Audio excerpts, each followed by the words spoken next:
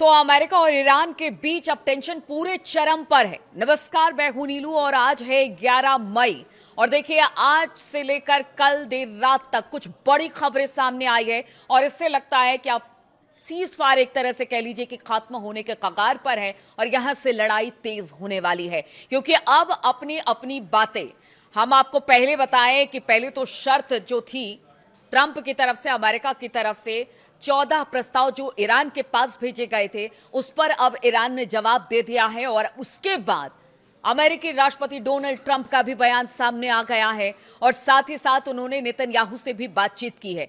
तो क्या ये मान के चले कि अब जो स्थिति और परिस्थिति बन रही है पूरे मिडिल ईस्ट में और ईरान अमेरिका युद्ध के बीच में, तो अब शांति वार्ता कहीं ना कहीं डिरेल हो रही है। जो इस वक्त शांति काल चल रहा था वो खत्म होने वाला है, क्योंकि आज की बात की जाए तो कल से लेकर आज तक कुछ बड़े हमले भी हुए हैं। अरब देशों में भी ये हमले हुए हैं। अमेरिकी F-35 को भी निशाना बनाया गया है, ये भी एक बड़ी खबर आ रही है। अगर ईरान की तस्लीम न्यूज एजेंसी की बात की जाए तो उनकी तरफ से वो खबर भी बताएंगे, लेकिन शुरुआत मैं करूंगी बातचीत से, क्योंकि इन्हीं बातचीत पर युद्ध की स्थिति परिस्थिति निर्भर है कि युद्ध होगा कि नहीं होगा। तो अमेरिकी राष्ट्रपति डोनाल्ड ट्रंप ने जो प्रस्ताव, शांति प्रस्ताव पर ईरान का जो शांति प्रस्ताव अपनी तरफ से अमेरिका ने भेजा था उस पर जो ईरान ने जवाब दिया है वो पसंद नहीं आया है डोनाल्ड ट्रंप को, और ईरान के जवाब पर कड़ी प्रतिक्रिया अब अमेरिकी प्रेसिडेंट डोनाल्ड ट्रंप ने दी है।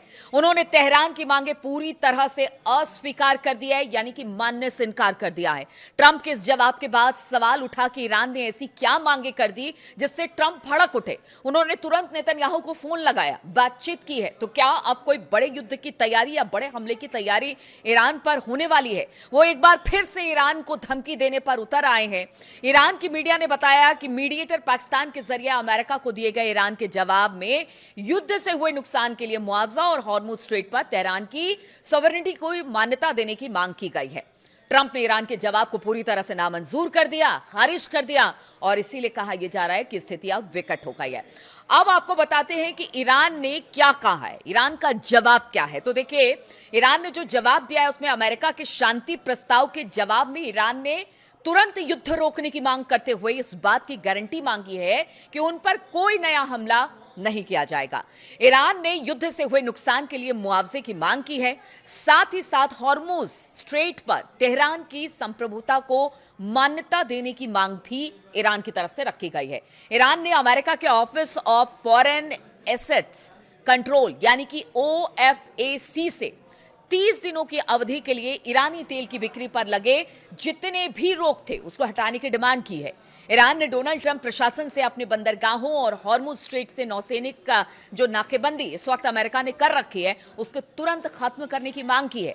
ये बातचीत के लिए एक शर्त के तौर पर देखी जा रही है, क्योंकि उनका कहना है पहले वहां से नाकेबंदी हटाइए, हम हॉर्मुज खोलेंगे, फिर आगे की बातचीत होगी। इस शर्त को रखा है ईरान ने।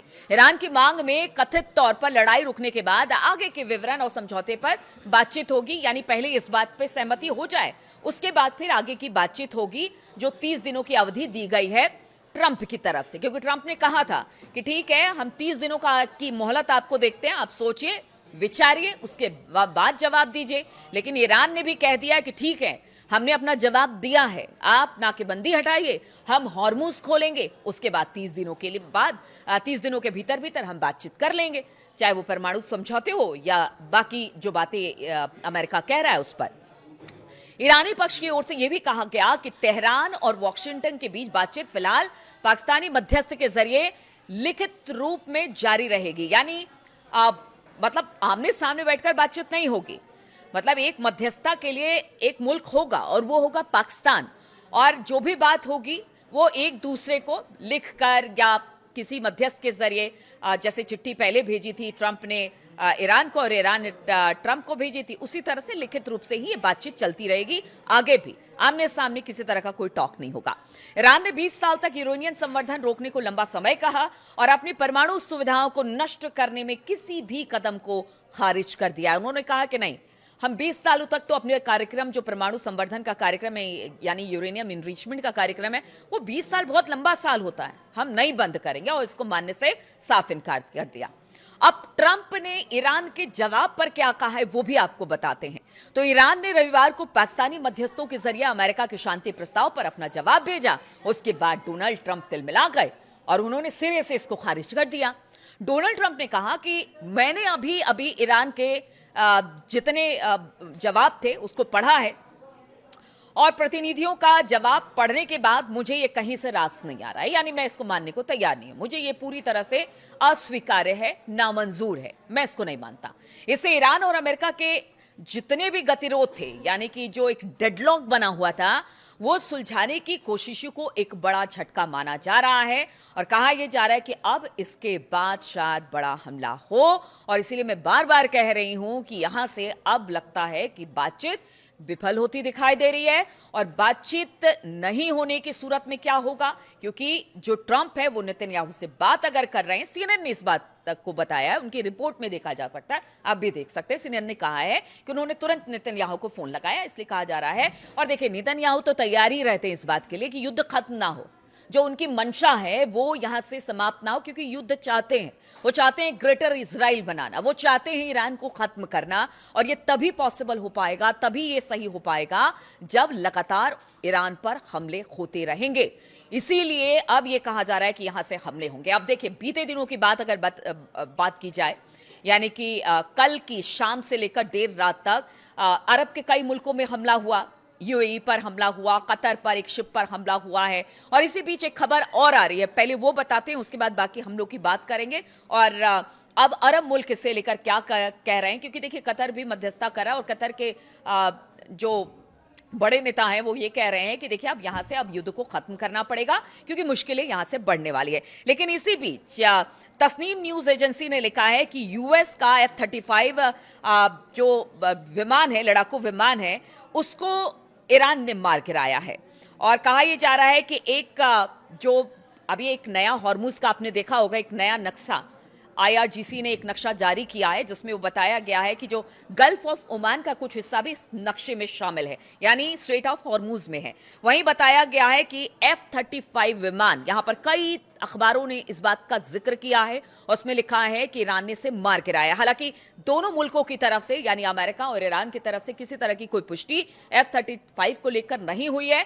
लेकिन जो खबरें सामने आ रही है, और खासतौर पर तस्लीम न्यूज एजेंसी की बात की जाए, तो उसने लिखा कि एक F-35 को गल्फ ऑफ ओमान में इमरजेंसी, मतलब एक तरह से कह लीजिए कि 7700 कहा जाता है कि जब भी कोई इमरजेंसी सिचुएशन आती है तो ये कोड दिया जाता है, उसका जिक्र हुआ, उसको इंटरसेप्ट किया गया है, उस बातों को सुना गया है। और ये पूरा हॉर्मुज का इलाका है जहां पर एक इमरजेंसी कोड भेजा गया और उसके बताया गया कि F-35 विमान जो है वो इस वक्त इमरजेंसी मोड पर है, किसी तरह की कोई दिक्कत आ गई है, खराबी आ गई है। अब देखिए, ये पूरा इलाका स्ट्रेट ऑफ हॉर्मुज में आता है, इसलिए कहा यह जा रहा है, कुछ ने तो साफ साफ कह दिया है कि देखिए वहां पर तो ईरान ने F-35 को मार गिराया है, लेकिन अभी तक कोई आधिकारिक पुष्टि नहीं हुई है। खैर, एक आध दो दिन में उस बात की भी पुष्टि हो जाएगी। लेकिन अगर बात की जाए अरब के दूसरे मुल्कों की, तो यूएई हो गया, दुबई के आसमान में भी ड्रोन देखे गए जिसे इंटरसेप्ट कर लिया। दुबई की जो वो है एयर डिफेंस सिस्टम है, उसने इंटरसेप्ट कर लिया, वहां पर मार गिराया गया। इधर कतर में एक मालवाहक जहाज को भी निशाना बनाया गया है। तो लगातार अरब मुल्कों पर भी हमले हो रहे हैं। हालांकि इससे पहले भी ईरान ने कहा था कि अगर उन पर हमले होंगे तो फिर वो जितने भी अमेरिकी सैन्य ठिकाने हैं उस पर हमला करेगा। और ये जो अरब मुल्क हैं, जहां जहां पर कल देर शाम से लेकर रात तक हमले हुए हैं, उन सब जगहों पर अमेरिकी डिफेंस सिस्टम मौजूद हैं। और साथ ही साथ वहां पर उनके एक तरह से कह लीजिए कि पूरा साजो सामान है अमेरिका का, एयरबेस है अमेरिका का, इसलिए उस पर हमला किया गया है। लेकिन लोग जो एक्सपर्ट है वो मान रहे हैं कि क्या वाकई ये हमला ईरान ने किया है, क्योंकि कोई नहीं चाहता है कि हम जो भी इस वक्त लड़ाई अमेरिका और ईरान के बीच में चल रही है उसमें किसी तरह की शांति आए। अब ये कौन है, कयास बहुत सारे लगा रहे हैं, आप भी समझ रहे होंगे कि किसकी बात मैं कर रही हूं। तो क्या ये चाहकर भी कुछ लोग ऐसा है कि वो बात नहीं करना चाहते, शांति वार्ता नहीं होने देना चाहते हैं, इसलिए अरब मुल्कों पर हमले हो रहे हैं। अगर कतर की बात की जाए तो जो उसके बड़े नेता है वो पहले ही कह चुके हैं कि देखिए हम मध्यस्थता को तैयार हैं अगर ईरान चाह ले, लेकिन ईरान जो हमले कर रहा है वो कहीं से सही नहीं है। और अरब मुल्कों को टारगेट करके सीधे सीधे अमेरिका को भी चुनौती दी जा रही है। तो ये सब कुछ पीछे कुछ घंटों में हुआ है और इन्हीं घंटों के बाद यह कहा जा रहा है कि हो सकता है यहां से बड़े युद्ध की तरफ अब अमेरिका और इजराइल और ईरान आगे बढ़े। हालांकि देखिए, इस बीच एक बड़ा बयान भारत के प्रधानमंत्री नरेंद्र मोदी का भी सामने आ गया। उन्होंने तेल की बचत करने को कहा है, सोना 1 साल तक ना खरीदने को कहा है, उन्होंने बहुत सारी बातें की हैं। तो क्या ऐसा मान के चले कि शायद अब भारत को भी लग रहा है कि यहां से हमले तेज होंगे, स्थिति और बदतर होगी और शायद आगे आने वाला समय मुफीद नहीं होगा। इसलिए प्रधानमंत्री की तरफ से भी एक तरह से लोगों को आगाह किया गया है कि अपने पैसे बचाइए, फॉरेन करेंसीज बचाइए, विदेशों में आप जाकर अभी फिलहाल तो 1 साल तक विदेशों में ना जाए, घूमे फिरे ना। तो बहुत सारी बातें हैं जो कि भारत के प्रधानमंत्री ने भी लोगों के सामने रखी है। उन्होंने कहा है कि सिचुएशन को, भारत की जनता को इस सिचुएशन से निपटना होगा। पेट्रोल तेल की कीमत जो हो सकता है आगे आने वाले दिनों पर बढ़ जाए, तो वो जो है उसको बचाना होगा, हमें आगे आने वाले दिनों के लिए बचाना होगा। और उसके बाद आज हमने देखा कि भारतीय मार्केट भी बहुत तेजी के साथ, सिर्फ भारतीय क्यों, दुनिया भर की मार्केट भी बहुत तेजी के साथ गिरे हैं। तो अब अमेरिका, इजराइल और ईरान के रुख को देखकर ऐसा ही लग रहा है कि अब कोई बड़ा युद्ध होने वाला, बड़ा हमला होने वाला है। क्या 2.0 बहुत जल्दी शुरू होने वाला है युद्ध का, इसको लेकर अब पूरी दुनिया सहमी हुई है। फिलहाल बहुत बहुत शुक्रिया आप सभी का मेरे साथ इस वीडियो में शामिल होने के लिए।